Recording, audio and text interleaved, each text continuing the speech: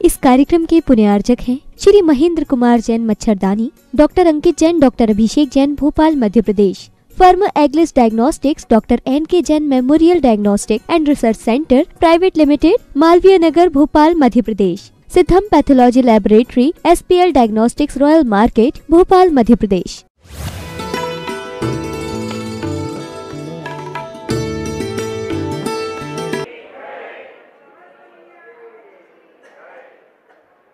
अंतिम तीर्थेश वर्धमान स्वामी के शासन में हमसे विराजते और उनकी ये पावन पीयूष देशना हम सभी के लिए परम उपकारी। अनादिकाल से हमारी इस आत्मा में जो जन्म, जरा और मृत्यु रूपी रोग लगे, उन रोगों का उपशमन करने वाली कोई परम औषधि है तो वह एकमात्र यह जिनवाणी है। भव्यात्मा, वास्तव में शरीर के रोग एक छोटी गोली से ठीक हो सकते हैं, पर जन्म, जरा और मृत्यु रोगों, इन तीनों रोगों को ठीक करने की कोई वास्तव में औषधि है तो जिनवाणी के अलावा अन्य नहीं।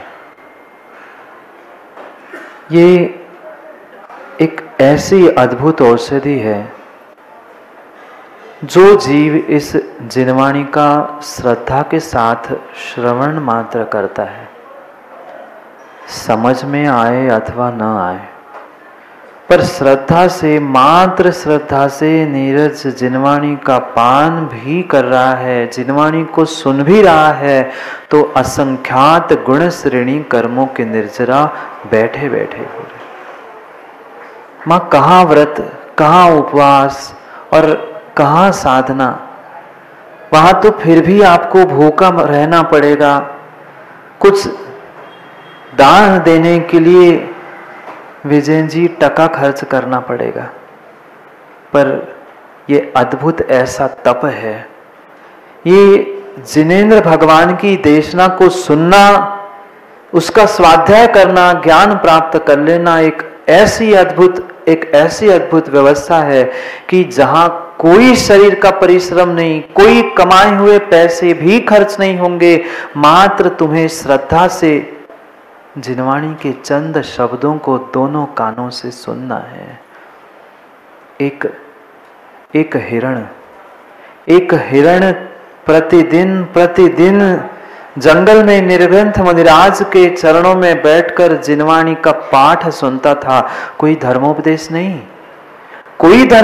नहीं, प्रतिदिन जो निर्ग्रंथ मुनिराज ग्रंथों का पाठ करते थे जंगल में बैठे बैठे, उसे सुनते सुनते क्या पुण्य उस जीव ने प्राप्त किया। मोदी जी, आप तो साक्षात तीर्थंकर की वाणी को जो कुंद भगवान ने लिपिबद्ध किया, वो निर्ग्रंथ के मुख से धर्मोपदेश के माध्यम से सुन रहे। वो तो त्रियंच उपदेश नहीं सुन रहा था, किसी संस्कृत प्राकृत गाथाओं को मात्र प्रतिदिन सुनता था। पर क्या श्रद्धा और क्या समर्पण होगा उस तिर्यंच का, उस मूर्ख का। अगली पर्याय में वो बाली बनकर, निर्ग्रंथ बनकर मोक्ष प्राप्त कर चुका। क्या पुरुषार्थ किया माँ, क्या पुरुषार्थ किया। माँ की बात जो सुनता है, जो बेटा माँ की बात सुनता है, चाहे घर परिवार की संतान हो, जो माँ की बात सुनता है उसका कल्याण नियत है। ऐसे ही परमार्थ में जो इस जिनवाणी माँ की बात सुनता है, वह नियम से अपने आत्मा का कल्याण करता है।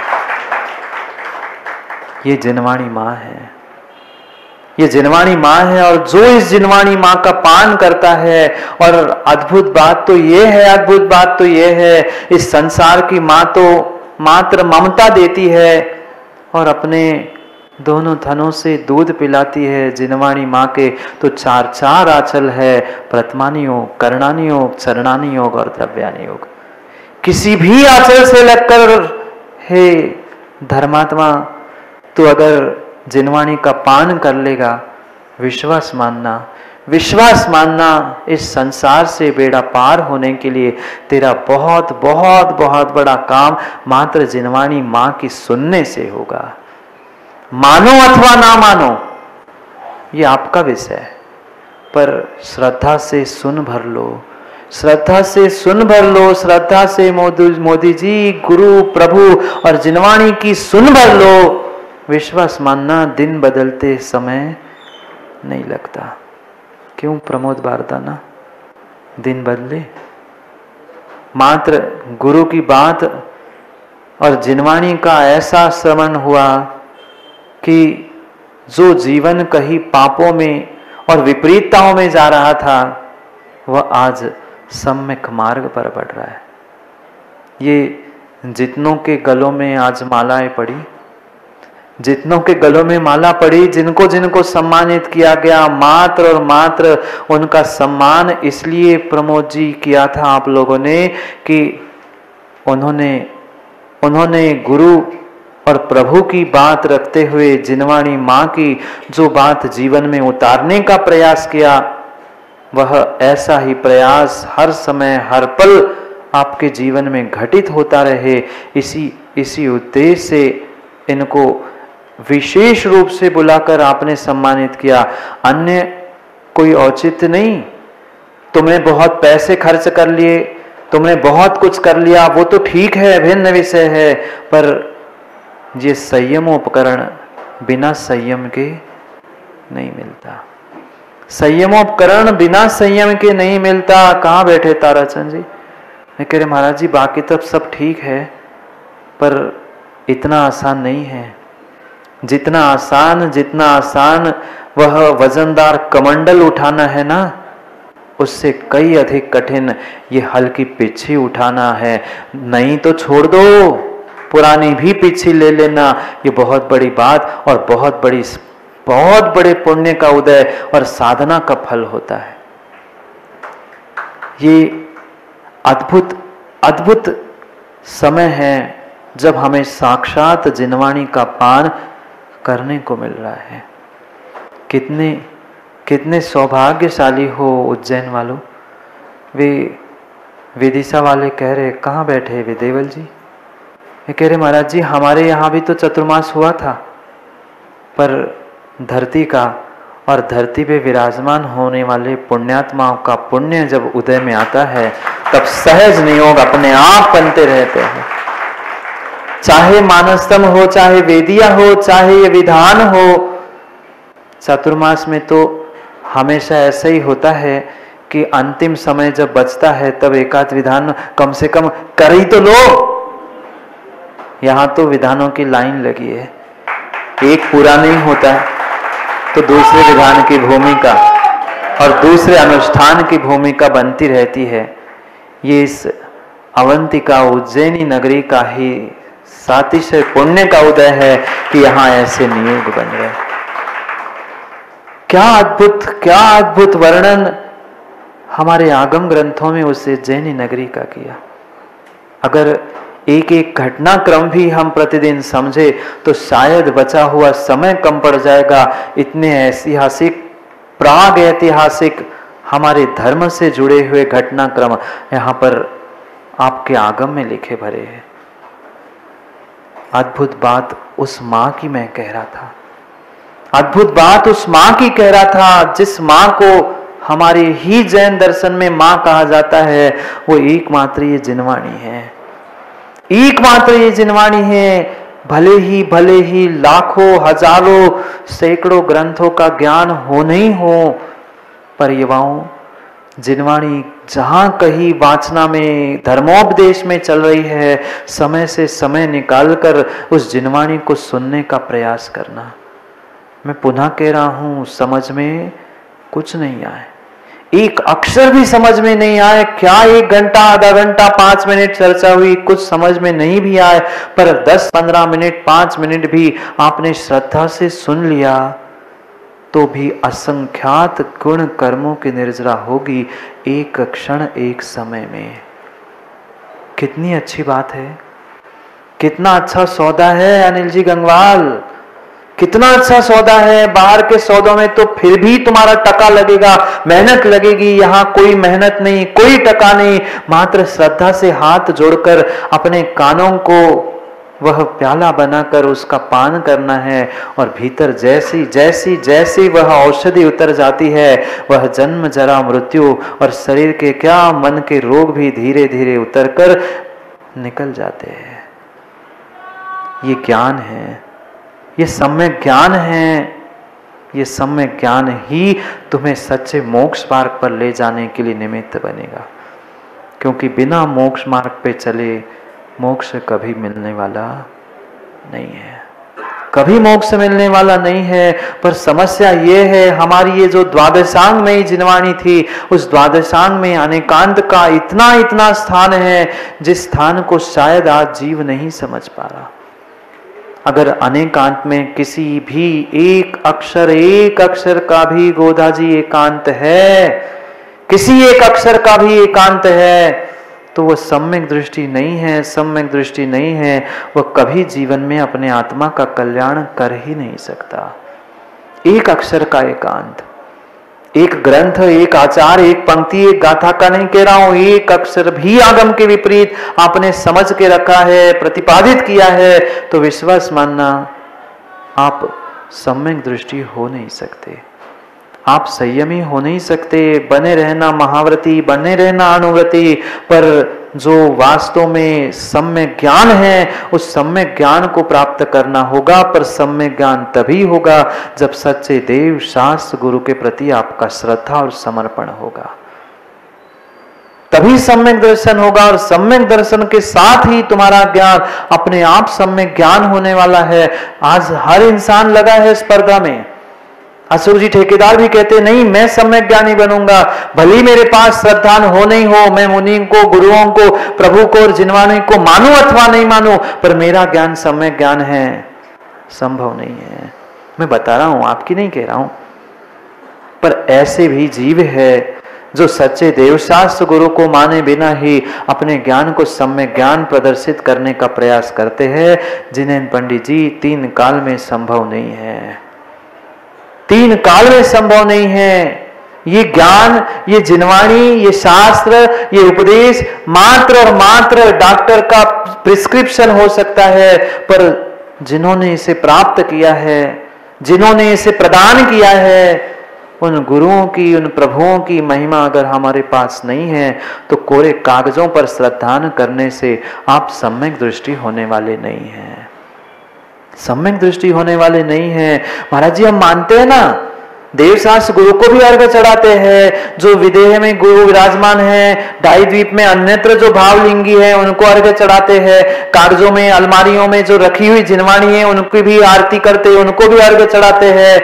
उनको नहीं, उनको मात्र नहीं, उनको मात्र नहीं, जो जो आगम में लिखा है, आगम का एक एक अक्षर अगर जीवन में नहीं उतरा है, तुम्हारे परिणति और परिणामों में नहीं उतरा है, तो तुम्हारी जिनवाणी का स्वाध्याय करना, धर्मोपदेश सुनना कोई कार्यकारी नहीं है, कोई कार्यकारी नहीं है। पहले तो आचार्य ने कहा, इस सम्यक ज्ञान को प्राप्त करने के लिए जिनवाणी के पास पहुंचो, जिनवाणी माँ के पास पहुंचो। अरे माँ के पास पहुंचे बिना तो कितने ही कमरे में बिलखता रहे, माँ तुम्हें आंचल का पान कराने वाली नहीं है।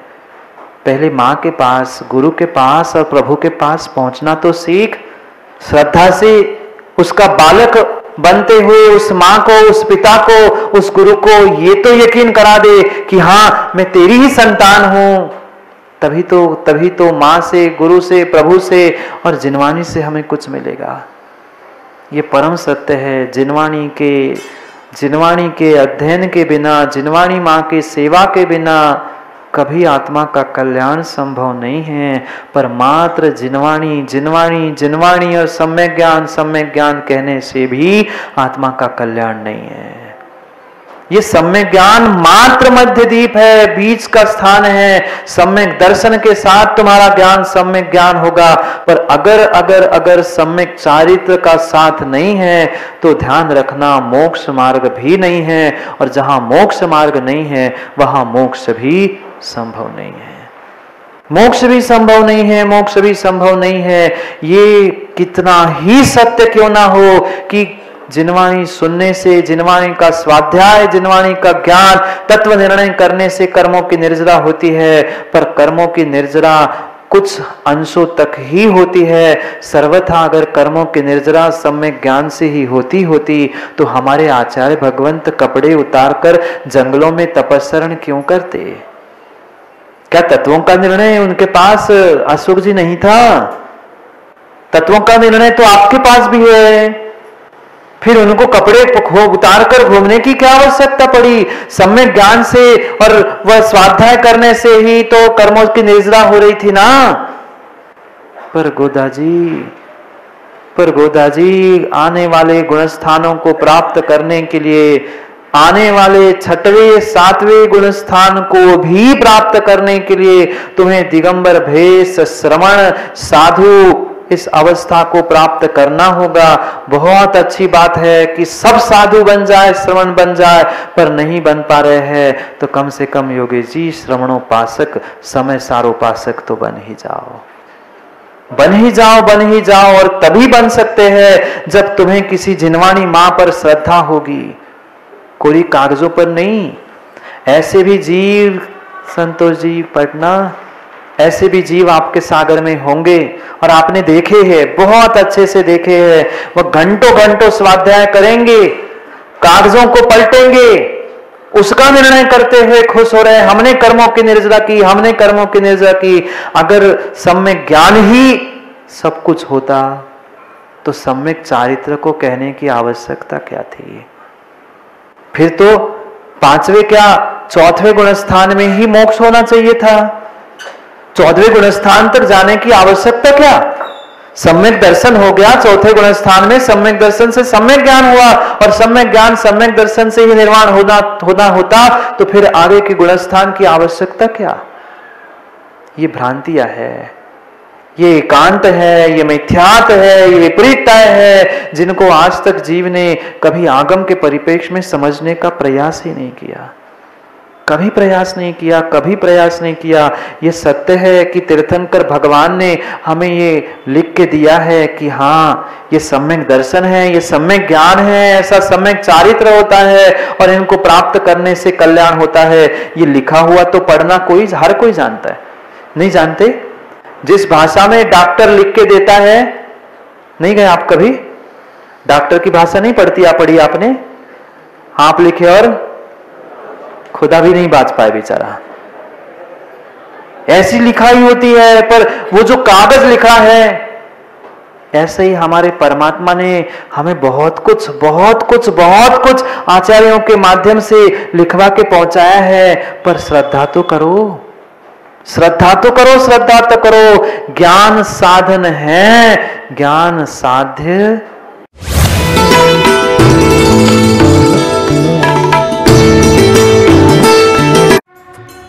इस कार्यक्रम के पुण्यार्जक थे श्री महेंद्र कुमार जैन मच्छरदानी, doctor Ankit Jain, doctor Abhishek Jain, Bhopal Madhya Pradesh. Firm एग्लिस diagnostics, doctor NK Jain memorial diagnostic and research centre private limited, Malviya Nagar, Bhopal Madhya Pradesh. Siddham pathology laboratory, SPL diagnostics, royal market, Bhopal Madhya Pradesh.